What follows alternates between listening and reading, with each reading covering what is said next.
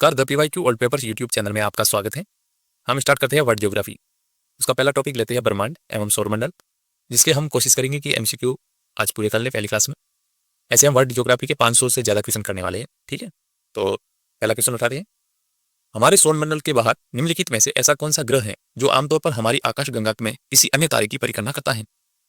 Option A होमिया, option B exoplanet, option C mesoplanet, option D super earth. इसका right answer होगा option B exoplanet. जो exoplanet या extra solar ग्रह हमारे सौरमंडल के बाहर स्थित एक ग्रह है जो सूर्य की परिक्रमा न कर अन्य किसी तारे की परिक्रमा करता है। एक्सोप्लैनेट का पता लगाने की पुष्टि पहली बार 1992 में की थी। एक्सोप्लैनेट को दूरबीन से देखना बहुत कठिन होता है। वे उन सितारों की चमक में छिपे होते हैं जिनकी वे परिक्रमा करते हैं, ठीक है। तो उसका प्लेनेट का नाम है एक्सोप्लैनेट, ठीक है। अगला क्वेश्चन, नेक्स्ट क्वेश्चन है कि निम्नलिखित में से कौन सा गैलियन चंद्रमा, जो गैलियन चंद्रमा है जिसे 1610 में इटली के खगोल शास्त्री गैलीलियो गैलीली ने घर में बनी दूरबीन का प्रयोग करके देखा था? Option A Phobos, option B नमका, option C Ganymede, option D Titan. तो इसका राइट आंसर होगा ऑप्शन सी गैनीमेड। बृहस्पति सौरमंडल का सबसे बड़ा ग्रह है, ठीक है, और यह हमारे सौरमंडल का सबसे भारी ग्रह है। पृथ्वी के दरमियान से 300 गुना अधिक है। इसके उपग्रहों में 4 चंद्रमा काफी बड़े, गैनीमेड, कैलिस्टो, आयो और यूरोपा, ये 4। इसकी खोज गैलीलियो गैलीली ने सन 1610 ईस्वी में की थी। इसलिए इन 4 को क्या कहते हैं? गैलियन चंद्रमा कहते हैं, ठीक है। नेक्स्ट क्वेश्चन है IC 1101 है। ऑप्शन ए उपग्रह, ऑप्शन बी आकाशगंगा, ऑप्शन सी क्षुद्र ग्रह, ऑप्शन बी अभिनव तारा जिसे सुपरनोवा कहते हैं। इसका राइट आंसर होता है ऑप्शन बी आकाशगंगा। IC 1101 महाकाय अंडाकार आकाशगंगा है। IC 1101 एबेल 2029 आकाशगंगा क्लस्टर के केंद्र में तथा सबसे बड़ी ज्ञात आकाशगंगाओं में से एक है। ये सबसे बड़ी आकाशगंगा जो हमने जानी है उसमें से ये बड़ी है। इसका प्रभामंडल इसके मूल के लगभग 600 किलो पारसेक 2 मिलियन प्रकाश वर्ष कह सकते हैं तक फैला हुआ है तथा इसमें लगभग 1 ट्रिलियन सितारों का द्रव्यमान है।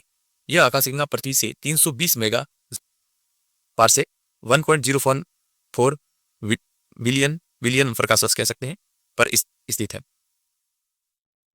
अगला क्वेश्चन, नेक्स्ट क्वेश्चन है कि बिग बैंग सिद्धांत की व्याख्या करता है। ऑप्शन ए आकाशगंगा की उत्पत्ति, ऑप्शन बी सौरमंडल की उत्पत्ति, ऑप्शन सी ब्रह्मांड की उत्पत्ति, ऑप्शन डी सितारों की उत्पत्ति। इसका राइट आंसर होगा ऑप्शन सी ब्रह्मांड की उत्पत्ति।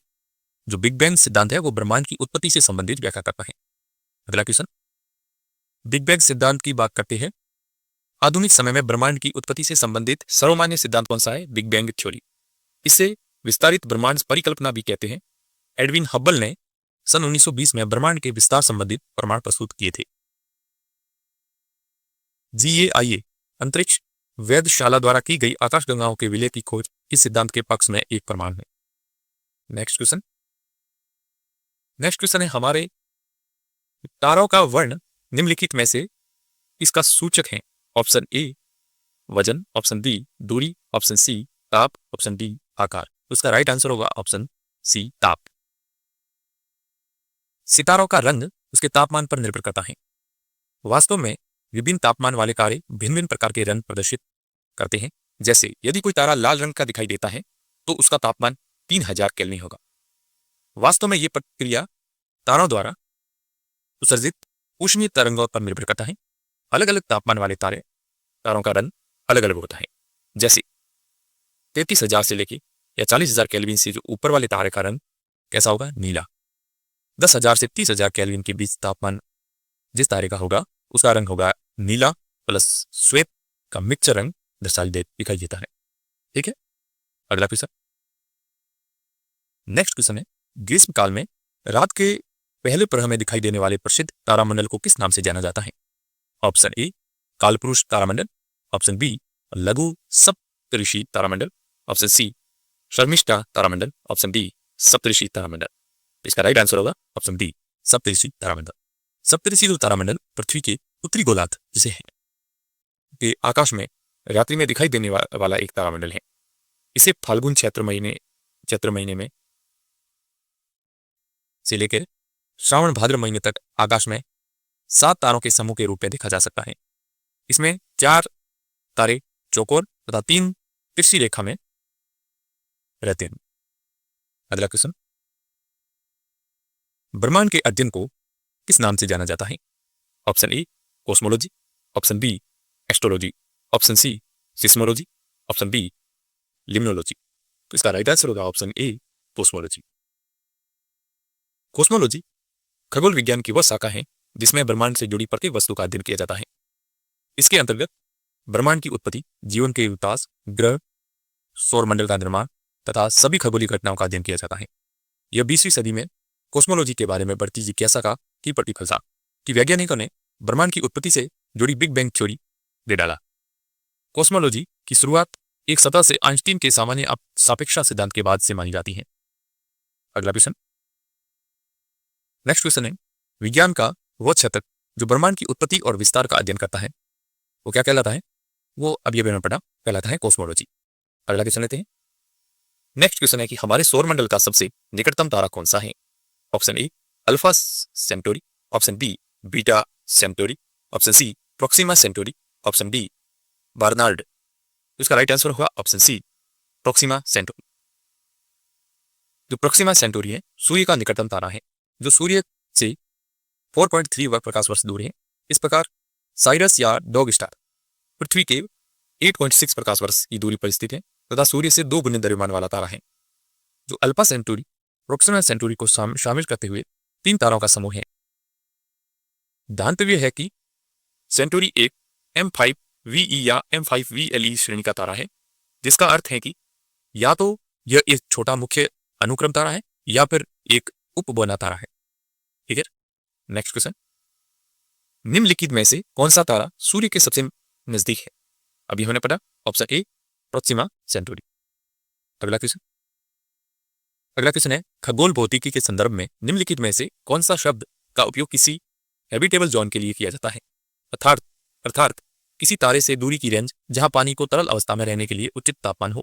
Option A Trojan zone, option B convection zone, option C Kepler zone, option D Goldilocks zone.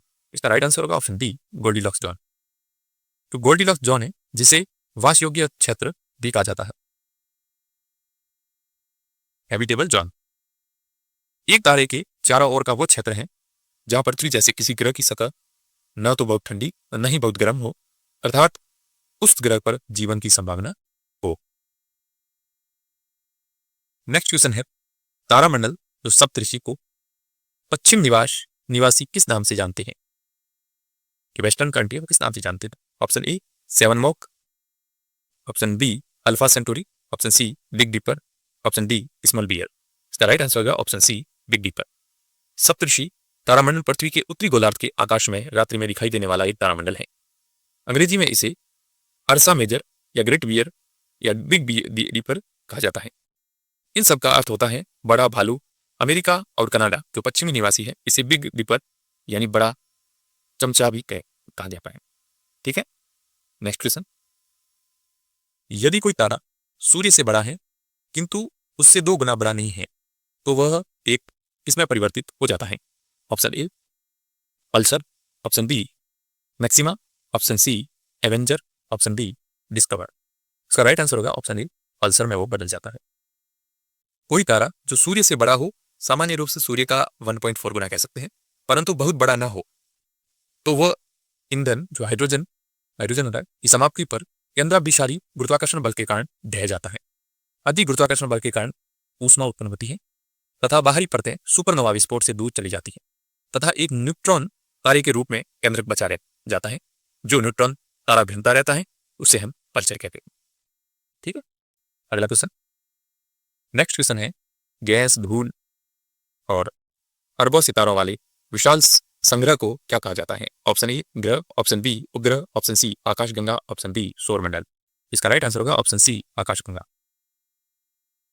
Gas, धूल और अरबों सितारों का एक विशाल संग्रह होता है जिसे सभी तत्व गुरुत्वाकर्षण द्वारा एक साथ जुड़े होते हैं।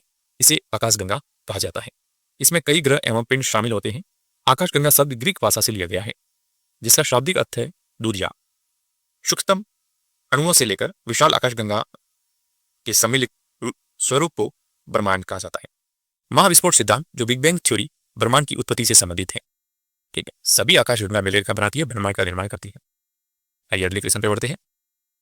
नेक्स्ट क्वेश्चन है, घटकों के बीच गुरुत्वाकर्षण द्वारा भारी मात्रा में एक साथ एकत्र हुए तारों, धूल एवं गैस को क्या कहते हैं? उसे क्या कहते हैं? आकाशगंगा। ठीक है, अभी हमने पढ़ा कि जो धूल है, कण है, अधिक गैसें हैं और अरबों सितारों से इसका निर्माण होता है आकाशगंगा, और आकाशगंगाओं के समूह को ब्रह्मांड कहते हैं। अगला क्वेश्चन, निम्नलिखित में से कौन सी हमारी निकटतम ज्ञात आकाशगंगा गैलेक्सी है? Option A galaxy UGC 2885, option B Sagittarius dwarf elliptical galaxy, option C Canis Major dwarf galaxy, option D Triangulum galaxy. इसका राइट आंसर होगा option C Canis Major dwarf galaxy. जो कैनिस मेजर ड्वार्फ गैलेक्सी है हमारी आकाशगंगा के सबसे नजदीक है।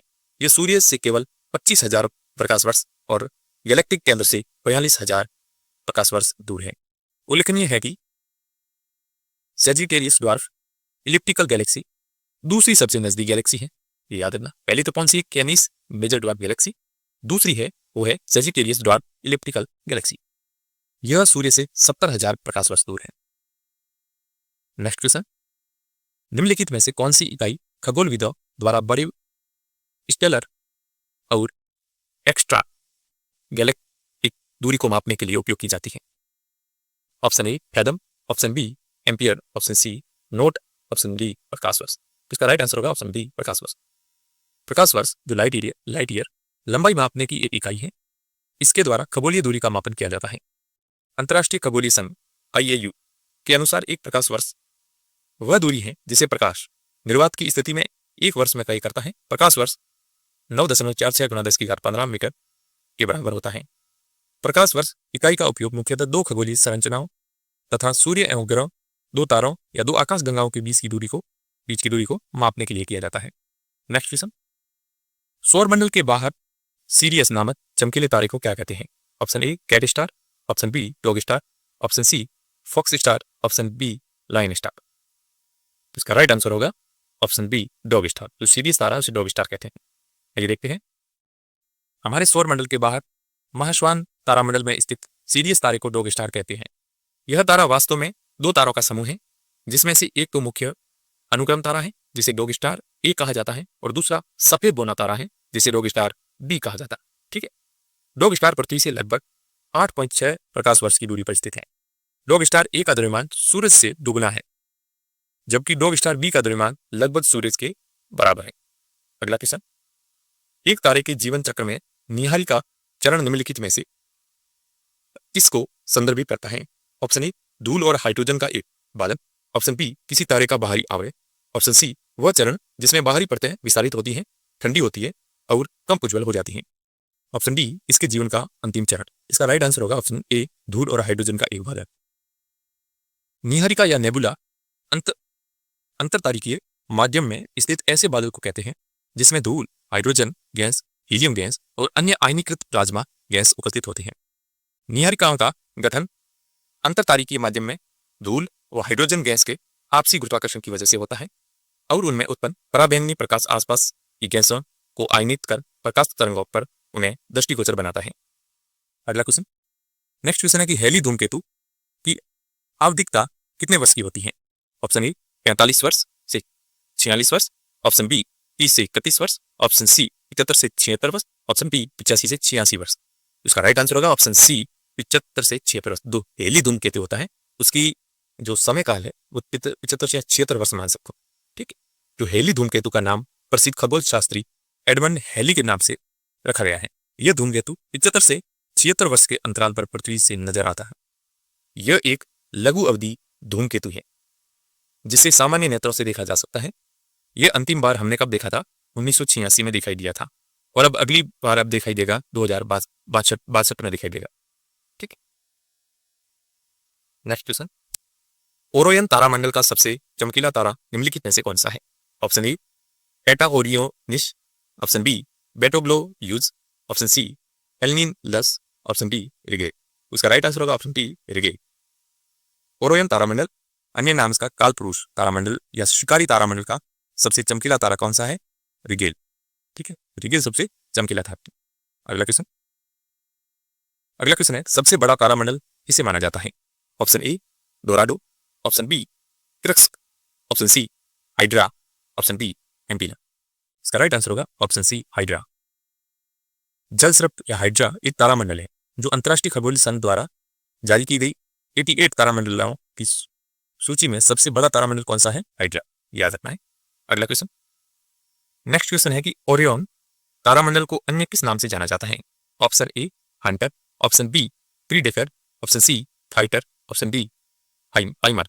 इसका राइट आंसर होगा ऑप्शन ए हंटर, शिकारी तारामंडल हम कहते हैं। अगला क्वेश्चन, ओरियन या शिकारी तारामंडल उन 88 तारामंडलों में से एक है जिनमें आधुनिक खगोलविदों ने प्रकाश को विभाजित किया है। इस तारामंडल को सबसे साफ तौर पर जनवरी में देखा जा सकता है। ठीक है। अगला क्वेश्चन, निम्नलिखित में से कौन सा एक तारामंडल नहीं है? ऑप्शन ए रोमन ग्रह देवी, ऑप्शन बी कन्या, ऑप्शन सी सप्तऋषि मंडल, ऑप्शन डी जल व्याल। इसका राइट आंसर होगा ऑप्शन ए रोमन ग्रह देवी, ये कोई तारामंडल नहीं है।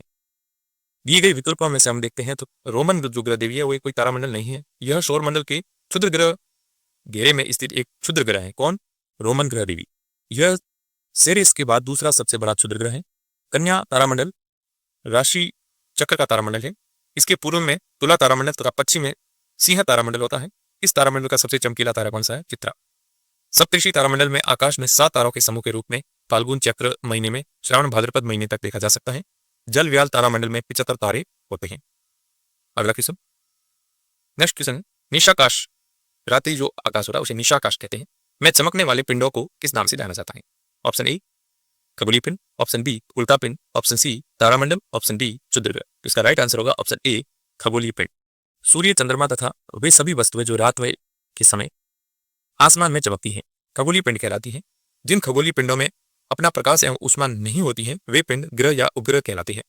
पृथ्वी एक ग्रह है जो ऊष्मा एवं प्रकाश के लिए सूर्य पर निर्भर है। ठीक है। नेक्स्ट क्वेश्चन, अगला क्वेश्चन है, निम्नलिखित में से कौन सा तत्व हमारे ब्रह्मांड में सर्वाधिक बहुतायत में पाया जाता है?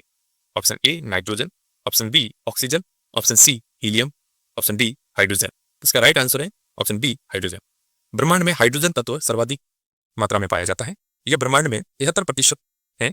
वायुमंडल में हाइड्रोजन 0.0005% है। वायुमंडल में नाइट्रोजन 78% सबसे अधिक मात्रा में पाई जाती है। ठीक है। ये ब्रह्मांड से संबंधित सारे क्वेश्चन थे। अब हम सौरमंडल की ओर बढ़ते हैं। सौरमंडल के सारे क्वेश्चन करते हैं। ठीक है।